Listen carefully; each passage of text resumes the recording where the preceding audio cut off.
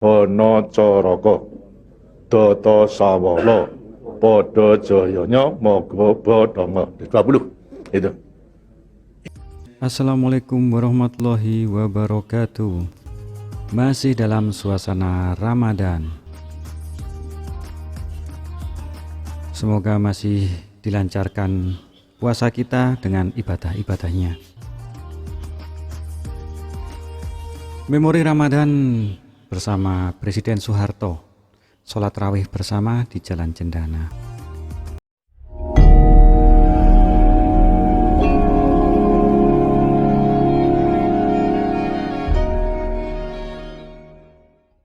Sebetulnya orang yang bisa mengetahui daripada aksara Jawa itu bisa mengetahui daripada jati dirinya sendiri. Mau diterangkan ini? Sebetulnya kalau menerangkan itu harus malam Jumat. Presiden Soeharto adalah penganut kejawen, atau kalau nggak ngerti kejawen adalah Islam Jawa. Ia acap kali melanggengkan kepercayaan leluhur itu, namun bukan berarti Soeharto tak menjalankan tradisi Islam.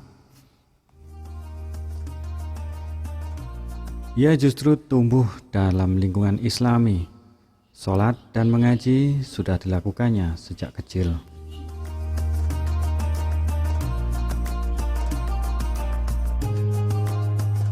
Kalau kita kenal, memang Soeharto anti partai Islam, tapi tidak dengan ajaran Islam.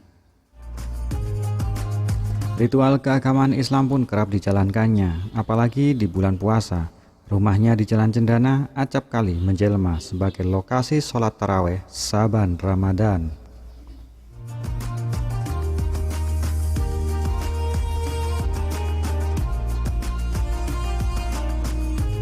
Tindak tanduk Soeharto sebagai penganut kejawen sudah menjadi rahasia umum. Tidak ada yang berdebatkan hal itu. Demikian pula dengan kedekatannya dengan tradisi Islam. Ritual keagamaan Islam telah dilakoninya sejak kecil di Desa Kemusuk, Godean, Yogyakarta.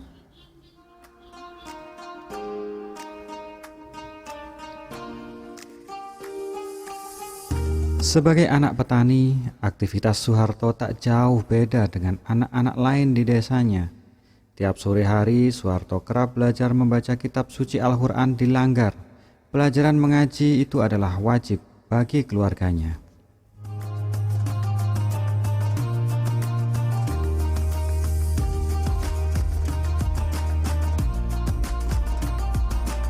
Karenanya Soeharto kecil menganggap Langgar sebagai rumah kedua. Aktivitas mengaji itu bisa memakan waktu berjam-jam.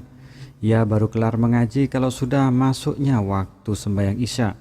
Setelahnya Soeharto tinggal memilih antara berdiam semalam suntuk di Langgar atau segera pulang ke rumah.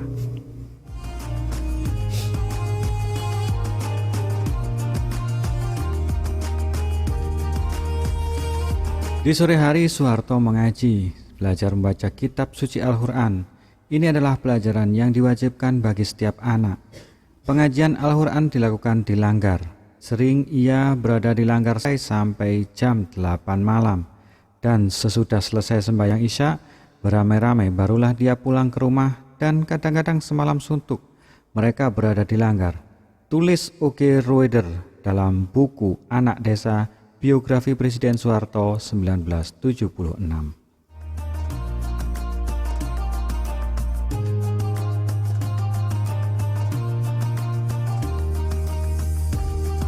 Kontroversi hubungan dengan umat Islam.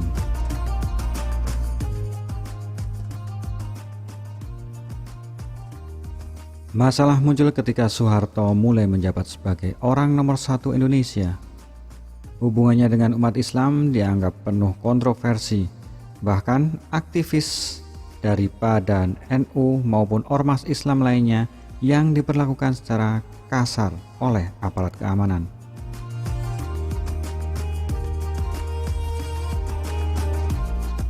Pun kebijakan yang diambil oleh Soeharto kelak dianggap merugikan Islam, termasuk melarang partai-partai yang menggunakan nama Islam. Misalnya Partai Nahdlatul Ulama atau NU dipaksa melebur menjadi satu dengan Partai Muslimin Indonesia atau Permusi, Persatuan Tarbiyah Islamiyah atau PERTI, dan Partai Syarikat Islam Indonesia atau PSII, namanya Partai Persatuan Pembangunan.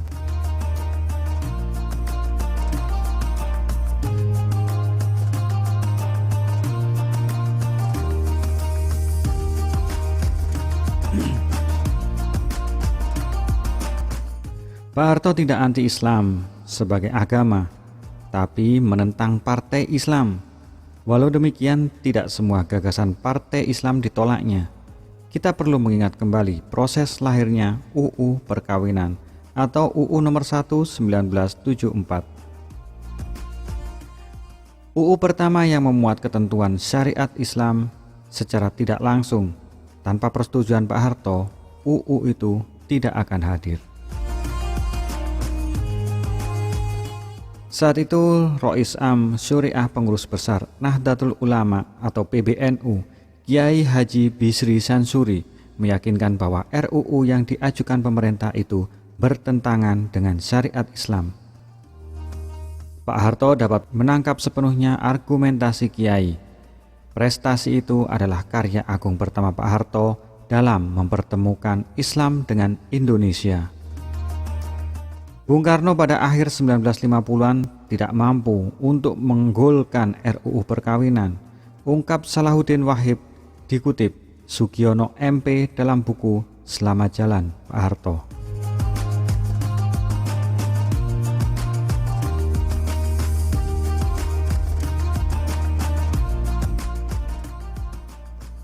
Kedekatan Soeharto dengan Islam terlihat saat ia dan keluarganya kompak menjalani ibadah Ramadan bersama keluarga. Rumahnya di Cendana bahkan digunakan untuk menjalankan ibadah sholat tarawih bersama warga sekitar. Tradisi tarawih di Cendana ini jadi rutinitas yang selalu dilakukan jenderal yang telah berkuasa di Indonesia selama 30 tahun itu. Warga sekitar pun selalu merindukan suasana sholat tarawih bersama keluarga Pak Harto.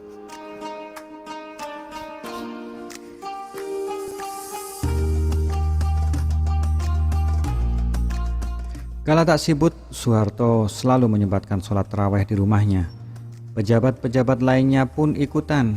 Mereka yang kebetulan memiliki agenda berjumpa Soeharto akan ikut momen buka puasa yang kemudian dilanjutkan dengan sholat tarawih bersama warga. Jadi kita warga suka sholat tarawih bersama di rumah Pak Harto. Sejak jadi presiden, Pak Harto mempersilahkan warga di sini untuk sholat tarawih bersama di rumahnya. Pak Harto sering sholat bersama warga. Anak-anaknya seperti Mbak Tutut, Mbak Titi, Mbak Mami, Mas Ari, Sigit juga sholat tarawih di rumah Bapak. Kalau Pak Harto nggak ada, anak-anaknya tetap kok sholat tarawih bareng kita-kita. Setelah nggak jadi presiden, Pak Harto masih sering tarawih bersama kita di sini. Ujar Umi, wanita asal Purwokerto yang sempat aktif sholat tarawih di Cendana, dikutip Tribun News. Intensitas kehadiran Soeharto semakin meningkat saat dirinya sudah tidak lagi menjabat sebagai Presiden Indonesia. Soeharto tak hanya sholat bersama warga, anak-anaknya pun ikut sholat tarawih bersama Soeharto. Kebiasaan sholat tarawih itu langgeng hingga akhir hayat Presiden Soeharto.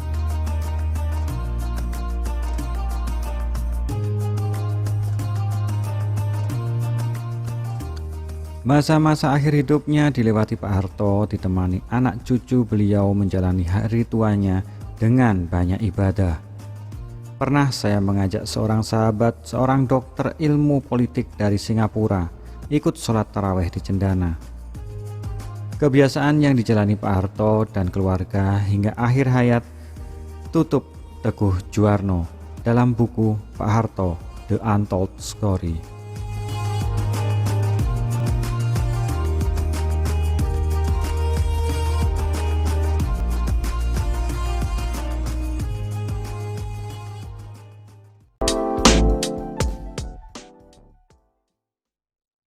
Itu namanya ilmu dari nenek moyang kita, itu dalam rangka menjabarkan mengenai Pancasila, Eka Prasetya Pancakarsa, sebetulnya falsafah daripada aksara Jawa itu.